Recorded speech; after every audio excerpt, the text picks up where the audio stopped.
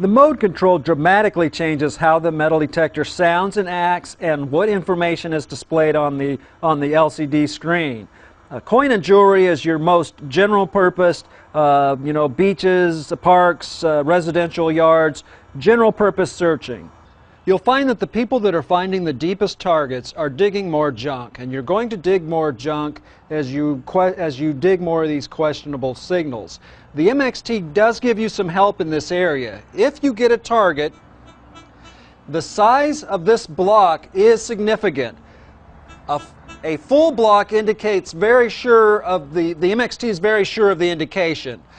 A half block or a quarter block here indicates that it is not quite sure of the information. It probably is a deeper target. Some of those that are questionable audio, some sputtering and spitting, maybe has a partial block there on the ID display, you're going to want to check the depth. And if it's deep, if it's 6-8 inches, you're going to want to dig some of those targets. Again, the people that are finding the deepest stuff are digging some more trash. And by watching that partial block, checking the depth reading, deep targets are more likely to be valuable targets, deep being 5-6 inches and deeper, something in the 8-9 inch area, even though it gives a questionable tone and display indication. If it's got a deep depth indication and a partial block, it's probably worth digging. If you're just digging too much junk so that it's not any fun anymore, you can turn the discriminator up and reject more and more of your junk.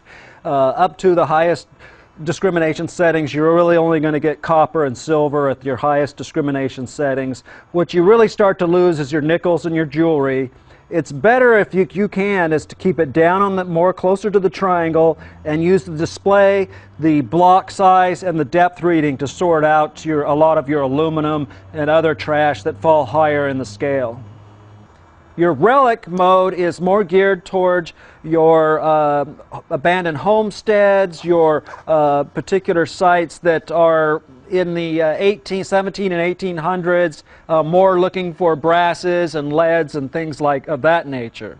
In the relic program, targets that are rejected by the discriminator, like your iron type targets, give one tone.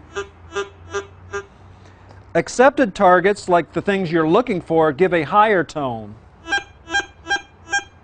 You also have different types of indications, your bullets and your buttons, typical stuff you find in relic hunting, which is a little different than coin shooting, things like this that you're looking for. But again, depending on where the discriminator is set, your lower tones will be your rejects, and your higher tones will be your accepted targets. Relic does not give you as much trash rejection as coin and jewelry would. Because you're looking for a wider variety of targets, you're going to have to dig a wider variety of metal alloys to be successful. And then prospecting, again, changes completely how the detector acts and sounds and the information that's displayed on the screen. Prospecting is set up mostly for gold nugget shooting, looking for natural gold nuggets. Very difficult to use that in a populated area where you're going to have a lot of modern gum wrappers and things like that. Again, prospecting is even less trash rejection than iron or coin and jewelry. In a prospecting mode, you pretty much have to dig everything except your iron. You can successfully, with practice, eliminate digging your nails and your bits of barbed wire, but anything in the lead, brass, coin range, you're going to dig on top of the gold nuggets. The display and the sound of the detector again change significantly. What you really want to see is a nice, or what you want to hear is a nice, solid, repeatable zip zip sound. And you want a very low probability of being iron. You can see this iron target with a question mark.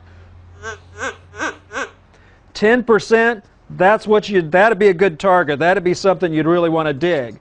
Now, as you come across other types of targets, little different sound on the iron target, and look at the probability of iron is 90%.